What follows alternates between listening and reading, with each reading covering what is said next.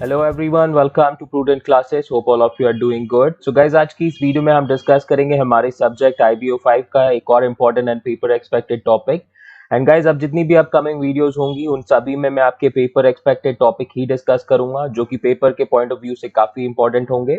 And इस video को भी आप एंड तक देखिएगा, क्योंकि ये क्वेश्चन एग्जाम्स में कई बार पूछा जा चुका है। मिनिमम 10 मार्क्स, मैक्सिमम आपका 15 मार्क्स तक में पूछा गया है। और बहुत ही सिंपल सा क्वेश्चन है मार्केटिंग लॉजिस्टिक्स का। क्वेश्चन है आपका, describe the main task involve in the marketing logistics system, और you can say the physical distribution system. ठीक है, तो हमारा जो मार्केटिंग लॉजिस्टिक्स सिस्टम होता है उसमें कौन कौन से इंपॉर्टेंट टास्क इन्वॉल्व होते हैं। एंड इससे पहले मैंने मार्केटिंग लॉजिस्टिक्स के कॉन्सेप्ट के बारे में आपको प्रीवियस वीडियोस में बताया हुआ है। पार्ट 1 में हमने मार्केटिंग लॉजिस्टिक्स के कॉन्सेप्ट डिस्कस किए थे। इसके अलावा हमने उसके ऑब्जेक्टिव्स भी डिस्कस किए हुए हैं, जो कि आप प्रीवियस वीडियोस के थ्रू देख सकते हैं। और उन वीडियोस के लिए आप चैनल के प्लेलिस्ट में जाकर उनको सर्च कर सकते हैं। Now guys, my name is Shivam Maheshwari and आप मेरे टेलीग्राम चैनल को भी ज्वाइन कर लीजिएगा, बिकॉज जितनी भी वीडियोस मैं अपलोड करूंगा आपके टॉपिक्स या कॉन्सेप्ट से रिलेटेड, उनकी पीडीएफ्स आपको टेलीग्राम चैनल पर मिल जाएंगी। इंस्टा पर भी आप मुझे ज्वाइन कर सकते हैं। साथ ही हमारा फेसबुक ग्रुप है, इसको भी आप ज्वाइन कर लीजिएगा, जिसपे मैं इंपॉर्टेंट अपडेट्स जो भी आती हैं वो देता रहता हूँ। ठीक है, आगे बढ़ने से पहले हमारा मिशन याद रखिएगा, दैट इज 70% और मोर इन आवर अपकमिंग एग्जाम्स। और ये वीडियो अगर आपको हेल्पफुल रहे तो लाइक कीजिएगा और अपने दोस्तों के साथ में इसको ज्यादा से ज्यादा शेयर कर दीजिएगा। यूट्यूब चैनल आपने सब्सक्राइब नहीं किया तो कर लीजिए, जिससे कि अपकमिंग जितनी भी वीडियोस हैं उनकी नोटिफिकेशन आपको मिल सके। तो चलिए स्टार्ट करते हैं अपने कॉन्सेप्ट के साथ में। तो मेन टास्क यानी कि वो इंपॉर्टेंट टास्क के बारे में बात करेंगे जो मार्केटिंग लॉजिस्टिक्स में इंक्लूडेड होते हैं। तो will talk about marketing logistics में there are 5 important task which are involved. Remember that there are 5 important tasks which are involved in the marketing logistics system. तो 5 वो टास्क कौन कौन से हैं, लेट्स टॉक अबाउट। सबसे पहला हमारा जो टास्क है वो है ऑर्डर प्रोसेसिंग। अब ऑर्डर प्रोसेसिंग में एक इंपॉर्टेंट क्वेश्चन आता है कि how orders should be handled. तो कोई भी कस्टमर जो आपका ऑर्डर प्लेस करता है तो उसको किस तरीके से प्रोसेस किया जाएगा, ये मार्केटिंग लॉजिस्टिक्स का सबसे पहला टास्क होता है।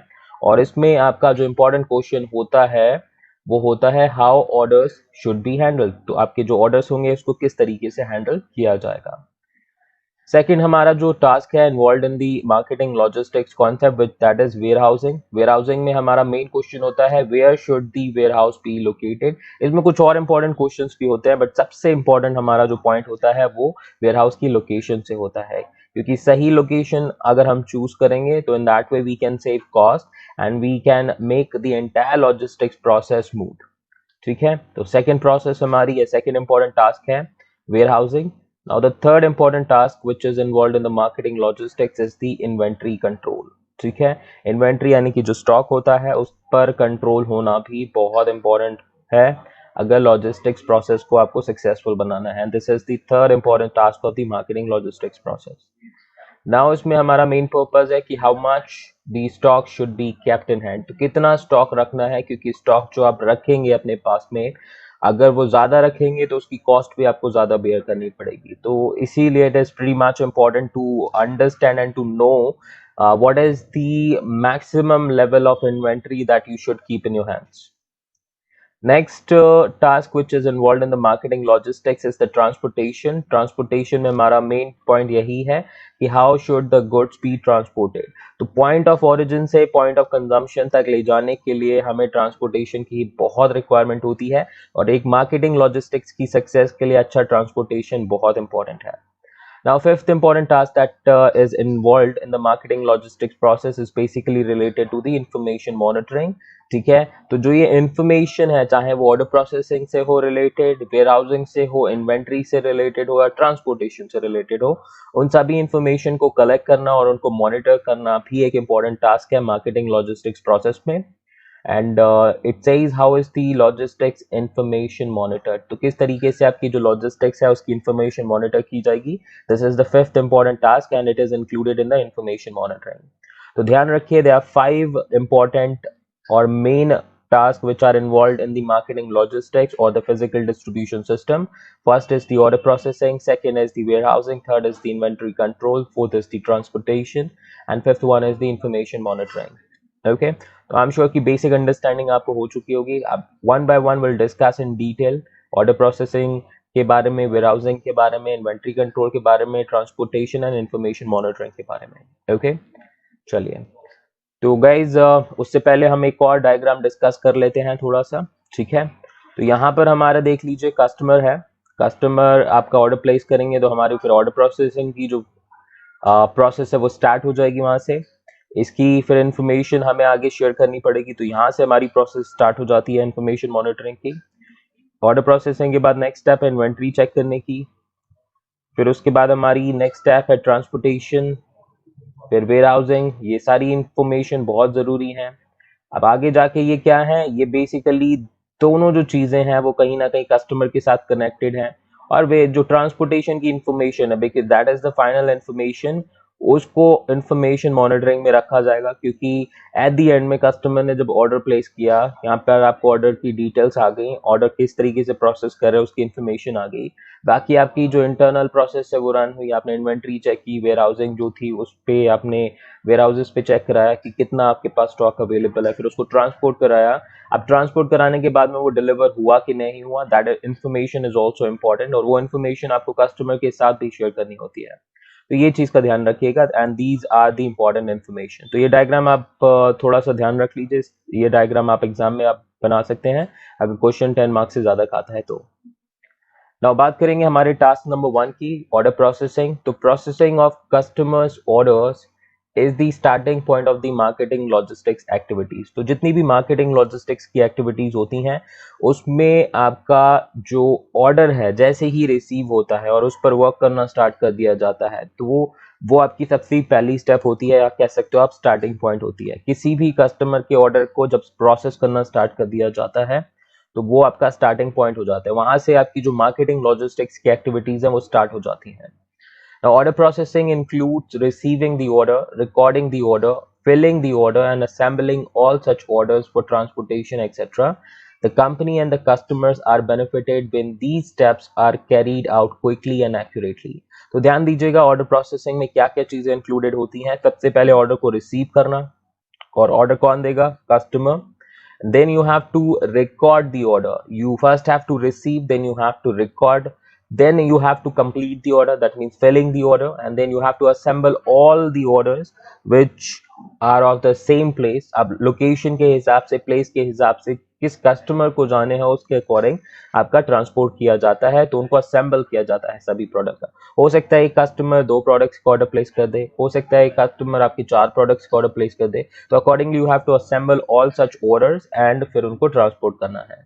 और यहाँ पर एक चीज आपको ध्यान रखनी है कि जितना जल्दी ऑर्डर प्रोसेसिंग किया जाएगा और जितना एक्यूरेटली ऑर्डर प्रोसेसिंग किया जाएगा, उससे कस्टमर और कंपनी दोनों को ही बेनिफिट होगा। वहीं पर ऑन दी अदर हैंड अगर ये नहीं होगा, अगर आपकी ऑर्डर प्रोसेसिंग क्विक नहीं है, एक्यूरेट नहीं है, then you will be losing the customer and the benefit as well. In order to provide faster and better customer service, the orders received from customers should be processed within the least possible time.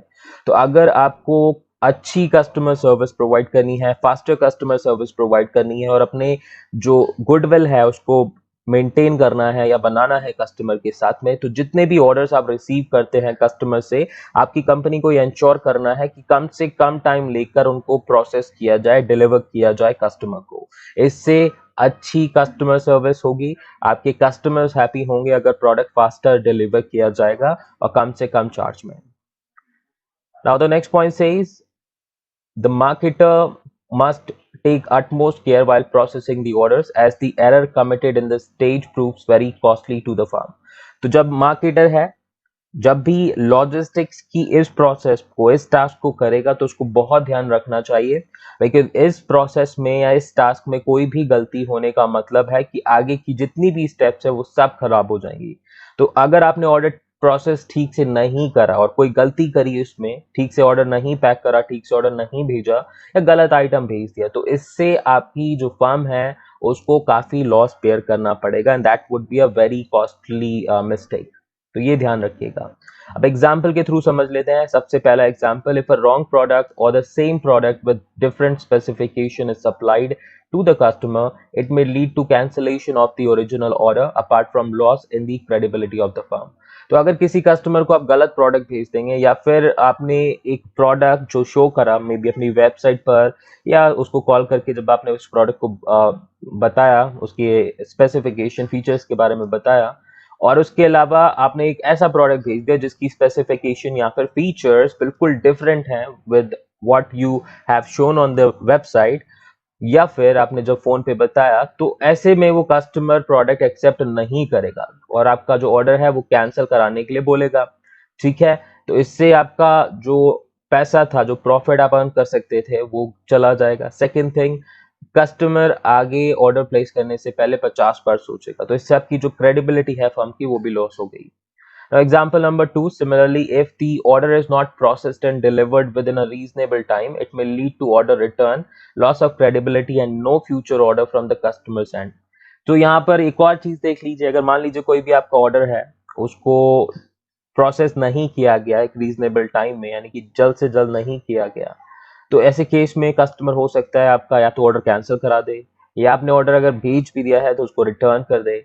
और आजकल आप देख सकते हैं बहुत सी companies है जो कि रिटर्न पॉलिसी देती हैं, एक रिटर्न टाइम फ्रेम देती हैं, जैसे कि अमेजोन आपका 7 डेज रिटर्न देता है, फ्लिपकार्ट आपका 7 डेज रिटर्न देता है। तो ऐसे ही क्या है, आपको ऑर्डर रिटर्न का एक स्पेसिफिक टाइम होता है, आप ऑर्डर रिटर्न कर सकते हैं ऐसी सिचुएशन में जब आपको काफी लेट हो जाए।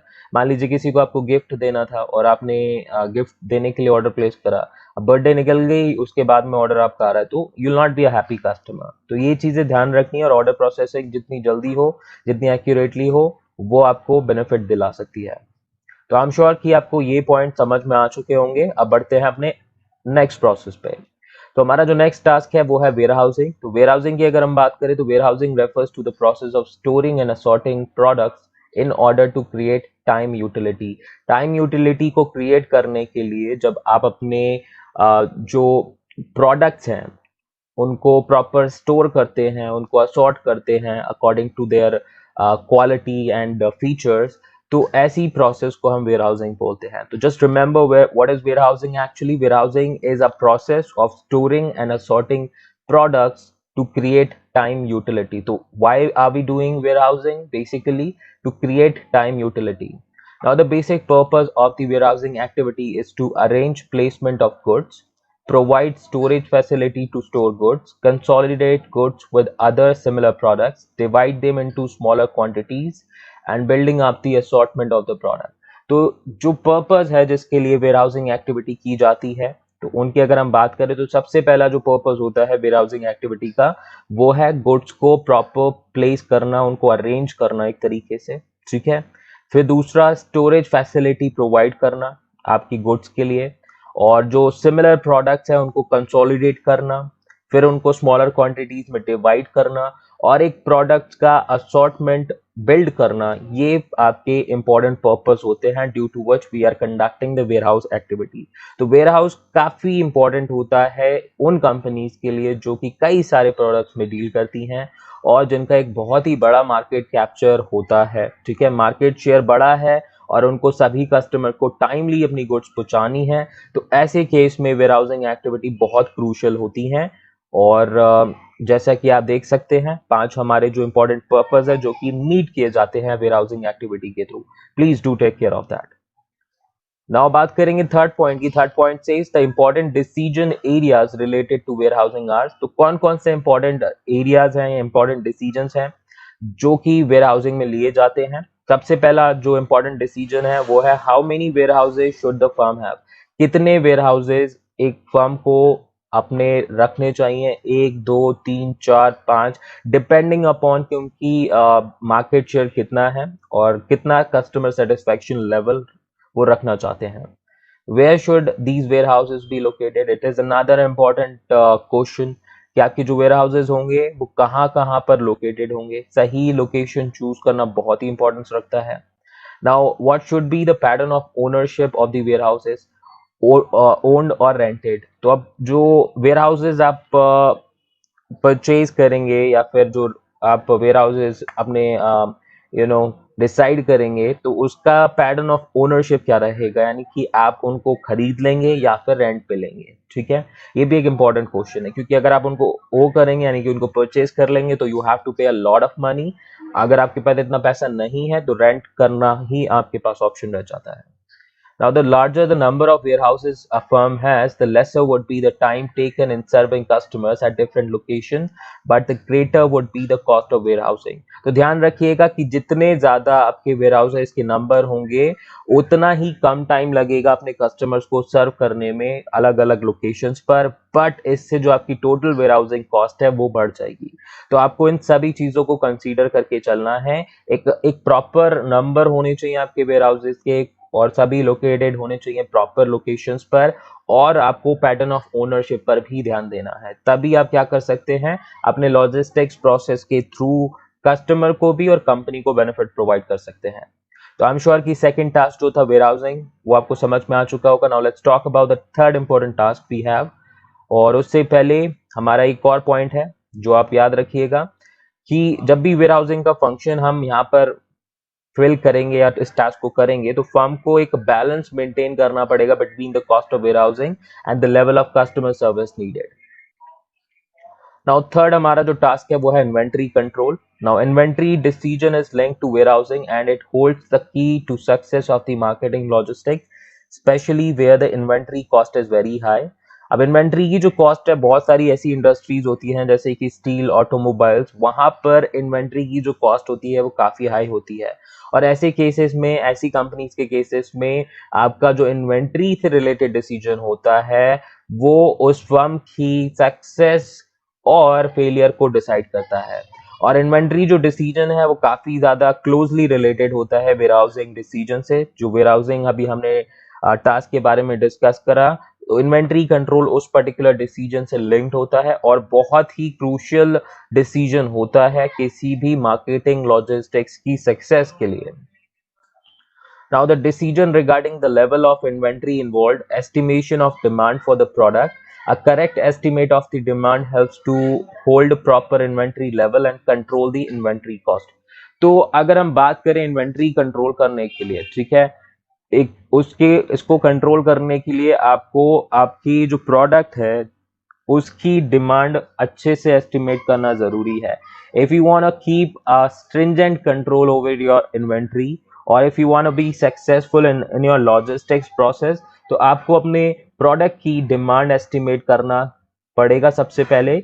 जितना एक्यूरेटली आप एस्टिमेट करोगे अपने प्रोडक्ट की डिमांड को, उतने ही अच्छे से आप इन्वेंट्री लेवल को रख पाएंगे और अपने इन्वेंट्री कॉस्ट को कंट्रोल कर पाएंगे। अगर मान लीजिए आप अपना एस्टिमेट प्रॉपरली नहीं कर पाते तो दो सिचुएशंस अराइज होंगी, या तो आपकी डिमांड बहुत हाई हो जाएगी और आपने इन्वेंट्री कम रखी होगी, डिमांड हाई इन्वेंट्री कम, कस्टमर्स को प्रोडक्ट मिलेंगे नहीं, वहां पर आपका सर्विस लेवल कम हो जाएगा। दूसरा, अगर आप इन्वेंट्री लेवल बहुत ही हाई रख लेंगे और डिमांड कम रहेगी तो उस सिचुएशन में क्या होगा, आपकी कॉस्ट बढ़ जाएगी इन्वेंट्री की, यानी कि आपको पैसा ज्यादा खर्च करना पड़ेगा और इन रिटर्न जो है माल कम सेल होगा, सेल कम होगी तो आपको प्रॉफिट भी कम होगा, तो वहां पर आपके लॉस होने की चांसेस है। तो ध्यान रखिएगा कि जितना अच्छे से एस्टिमेट करेंगे आप इन्वेंट्री के लेवल को, that will help you to make the entire logistics process successful and your company successful.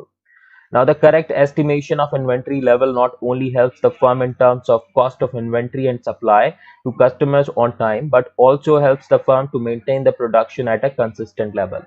तो वही पॉइंट है बेसिकली कि जितना आपका इन्वेंट्री लेवल आप करेक्टली एस्टिमेट करेंगे, उससे आपकी जो कॉस्ट ऑफ इन्वेंट्री है वो कंट्रोल रहेगी, जो कस्टमर्स हैं उनको टाइमली सप्लाई मिलेगी, और इससे आपका जो प्रोडक्शन लेवल है वो भी कंसिस्टेंट लेवल पर मेंटेन रहेगा। यानी कि एकदम से डिमांड बढ़ने की वजह से आपको रश नहीं करना पड़ेगा, प्रोडक्शन स्मूथली आप रन कर सकते हैं। Now the next point says the major factors determining the inventory levels are। अब कौन कौन से ऐसे फैक्टर्स है जिनके थ्रू हम इन्वेंट्री लेवल्स को डिटरमाइन कर सकते हैं। तो तीन इंपॉर्टेंट फैक्टर्स है जिनको हमें ध्यान में रखना है। सबसे पहले policies of the firm regarding the customer service level. तो कस्टमर सर्विस लेवल से रिलेटेड फर्म की क्या पॉलिसी है, सबसे पहला ये फैक्टर है जो कि डिटरमाइन करेगा इन्वेंट्री के लेवल को। Second, degree of accuracy of the sales forecast. जो हमारी सेल्स फोरकास्टिंग है वो कितनी एक्यूरेटली की जा रही है, उस पे भी आपका इन्वेंट्री लेवल डिपेंड करेगा। Now, the responsiveness of the distribution system, ability of the system to convert inventory needs to the factory and gets the product in the market. तो हमारा जो distribution system है वो कितना responsive है, कितना fast है, जब भी हमारे को रिक्वायरमेंट होती है उसको मीट करने के लिए। तो जो इन्वेंट्री है, देखिए, अगर फिनिश गुड्स की बात करें तो जो हमारा रॉ मटेरियल होता है उसी को कन्वर्ट करके फिनिश गुड बनता है। तो फैक्ट्री में हमारी स्पीडीनेस कितनी है, अगर मान लीजिए एकदम से सडन स्पाइक आता है डिमांड में, तो क्या हम इतने कैपेबल हैं कि फटाफट अपना रॉ मटेरियल यानी कि इन्वेंट्री को कन्वर्ट कर सके रॉ मटेरियल में और उसको फिर मार्केट में फटाफट सेंड कर सके। तो कितना रिस्पॉन्सिव है, कितना फास्ट है हमारा डिस्ट्रीब्यूशन सिस्टम, ये भी एक इंपॉर्टेंट फैक्टर है जो कि इन्वेंट्री लेवल को डिटरमाइन करने में हेल्प करता है। Now the inventory cost consist of holding cost, cost of warehousing, tied up capital and obsolescence and replenishment cost including the manufacturing cost. तो जो इन्वेंट्री कॉस्ट है उसमें आपकी होल्डिंग कॉस्ट आती है, जो इन्वेंट्री को होल्ड करते हैं उससे रिलेटेड जितनी भी कॉस्ट होती है वो। अब होल्डिंग कॉस्ट में भी आपकी वेयरहाउसिंग कॉस्ट आती है, आपका जो कैपिटल लगा है इन्वेंट्री में वो, प्लस आपका कुछ माल ऐसा भी होता है जो पुराना हो जाता है, ठीक है, जो कि आप कितनी भी कोशिश करें नहीं बिक पाता मार्केट में। तो ये सारी जो कॉस्ट है वो होल्डिंग कॉस्ट का पार्ट होती है। और इसके अलावा दूसरी जो कॉस्ट होती है जो कि इन्वेंट्री कॉस्ट का पार्ट होती है वो है रिप्लेनिशमेंट कॉस्ट, ठीक है, जिसमें मैन्युफैक्चरिंग कॉस्ट भी इंक्लूडेड होती है। ओके, तो आई एम श्योर कि ये पॉइंट्स भी आपको समझ में आ चुके होंगे। Now let's proceed to the task number 4। Task number 4 जो कि है ट्रांसपोर्टेशन। और ट्रांसपोर्टेशन की अगर हम बात करें तो it refers to the movement of goods from the point of production और sales to the point of consumption in the right quantity at the right time and at a reasonable cost. तो transportation का मतलब क्या है, अपनी जो goods हैं उनको मूव करना आपके पॉइंट ऑफ ओरिजिन से पॉइंट ऑफ कंजम्पशन तक, और जो ये मूवमेंट होगा सही क्वांटिटी सही टाइम और रीजनेबल कॉस्ट पर होना चाहिए। This is pretty much important. अगर आपके ट्रांसपोर्टेशन की कॉस्ट बहुत ही हाई है तो कोई फायदा नहीं है, अगर ट्रांसपोर्टेशन आपका लेट हो रहा है तो कोई फायदा नहीं है, अगर ट्रांसपोर्टेशन आपका सही क्वांटिटी का नहीं कर पा रहे हैं तो भी आपका कोई बेनिफिट नहीं है। तो ट्रांसपोर्टेशन टास्क में ये बहुत ही इंपॉर्टेंट चीजें हैं कि जो गुड्स हैं वो सही टाइम पर आपकी डिलीवर हो, सही कॉस्ट पर डिलीवर हो, सही क्वांटिटी में डिलीवर हो और सही प्लेस पर डिलीवर हो। Now the transportation system adds time and place utilities to the goods and thus increases their economic value। बहुत ही important point है, ध्यान रखिएगा। जो ट्रांसपोर्टेशन सिस्टम है वो टाइम और प्लेस यूटिलिटीज क्रिएट करता है गुड्स को और उनकी इकोनॉमिक वैल्यू को बढ़ाता है। अगर मान लीजिए पॉइंट ऑफ ओरिजिन से पॉइंट ऑफ कंजम्पशन तक गुड्स पहुंचे ही नहीं, आपका कोई प्रोडक्ट आप 100 रुपए का बनाते हैं तो कस्टमर अगर उसके लिए 200 रुपए पे कर रहा है तो क्या हुआ, 100 रुपए का प्रोडक्ट 200 का बिका, यानी कि 100 रुपए आपने क्रिएट करा, वही इकोनॉमिक वैल्यू है। लेकिन वो कब क्रिएट होगी, जब पॉइंट ऑफ ओरिजिन से पॉइंट ऑफ कंजम्पशन तक गुड्स पहुंचेगी तब। तो ये काम होता है ट्रांसपोर्टेशन का। ट्रांसपोर्टेशन इसीलिए टाइम और प्लेस यूटिलिटी को ऐड करती है और गुड्स की इकोनॉमिक वैल्यू को इंक्रीज करती है। Now, to achieve these goals, transportation facilities must be adequate, regular, dependable, and equitable in terms of cost and benefits of the facilities and service provided। तो अगर आपको अपने लॉजिस्टिक्स प्रोसेस को successful बनाना है, ठीक है, या पूरे फिजिकल डिस्ट्रीब्यूशन सिस्टम को सक्सेसफुल बनाना है, तो इसीलिए आपको ट्रांसपोर्टेशन की अच्छी फैसिलिटीज चाहिए और वो फैसिलिटीज आपकी सफिशिएंट होनी चाहिए, रेगुलर होनी चाहिए, डिपेंडेबल होनी चाहिए और कॉस्ट और जो बेनिफिट है उसके अकॉर्डिंग भी आपको जज करना होगा। नाउ बात करेंगे हमारे टास्क नंबर 5 की जो कि है इंफॉर्मेशन मॉनिटरिंग। तो हमारा जो प्रीवियस टास्क था वो था ट्रांसपोर्टेशन से रिलेटेड जो कि काफी इजी पॉइंट था, वैसे ही इंफॉर्मेशन मॉनिटरिंग भी हमारा एक काफी इंपॉर्टेंट टास्क है और बहुत ही इजी टास्क है जो कि आप अच्छे से समझ सकते हैं। Now, the marketing logistics managers regularly need up-to-date information about the inventory, transportation, and warehousing to ensure successful operations of the physical distribution system। तो आपका जो physical distribution system है या marketing logistics system है उसको अच्छे से ऑपरेट करने के लिए जो आपके मैनेजर्स होते हैं मार्केटिंग लॉजिस्टिक्स के, उनको टाइमली इंफॉर्मेशन और अप टू डेट इंफॉर्मेशन आपकी मिलना बहुत ज़रूरी है। और टाइमली इंफॉर्मेशन किससे रिलेटेड, आपके इन्वेंट्री से रिलेटेड, आपके ट्रांसपोर्टेशन प्रोसेस से रिलेटेड, आपके वेयर हाउसिंग से रिलेटेड। ये इंफॉर्मेशन आपके मैनेजर्स को अप टू डेट और टाइमली मिलना बहुत जरूरी है। और अगर ऐसा होता है, टाइमली इंफॉर्मेशन मिलती है, अप टू डेट इंफॉर्मेशन मिलती है, तो इससे आपका जो लॉजिस्टिक्स प्रोसेस है या लॉजिस्टिक्स सिस्टम है वो काफी हद तक सक्सेसफुल हो जाता है। Now, with respect to inventory, information about the present stock position at each location, future commitment and replenishment capabilities are consistently required. तो अगर हम बात करें जो मार्केटिंग लॉजिस्टिक्स मैनेजर्स होते हैं, अगर इन्वेंट्री के पॉइंट ऑफ व्यू से देखें तो इन्वेंट्री के पॉइंट ऑफ व्यू से आपके जो स्टॉक की पोजीशन क्या है, कितना स्टॉक का लेवल अवेलेबल है, ठीक है, आपके फ्यूचर कितने ऑर्डर्स हैं और रिप्लेनिशमेंट की कैपेबिलिटीज क्या है, तो इनके बारे में इंफॉर्मेशन चाहिए होती है किसी भी मार्केटिंग लॉजिस्टिक्स मैनेजर को, और timely and up to date information is must. Now अगर हम बात करें ट्रांसपोर्टेशन से रिलेटेड, तो with respect to transportation, information about the availability of different modes of transport, their cost, services, suitability for a particular product is needed. Transportation के case में एक manager को जो इन्फॉर्मेशन नीडेड होती हैं वो है आपकी कि कौन कौन से ट्रांसपोर्टेशन के मोड्स अवेलेबल हैं किसी भी पर्टिकुलर गुड्स को ट्रांसपोर्ट करने के लिए, उनकी कॉस्ट कितनी है, सर्विस कैसी है, और जिस प्रोडक्ट को वो आपका ट्रांसपोर्ट करना चाहते हैं क्या उसके लिए वो पर्टिकुलर मोड सूटेबल है कि नहीं। तो ये इंपॉर्टेंट क्वेश्चन होते हैं जिनके बारे में इंफॉर्मेशन नीडेड होती है किसी भी मार्केटिंग लॉजिस्टिक्स मैनेजर को।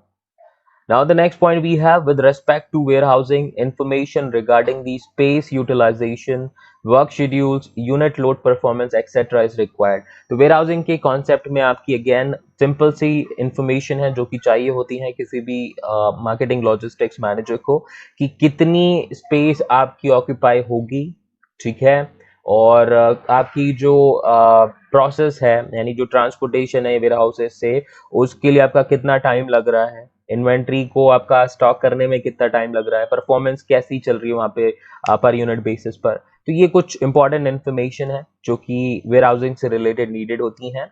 Now if will talk about the last point that we have, to receive all the needed information, an efficient information system is required for controlling cost, improving services and determining the overall effectiveness of the distribution system.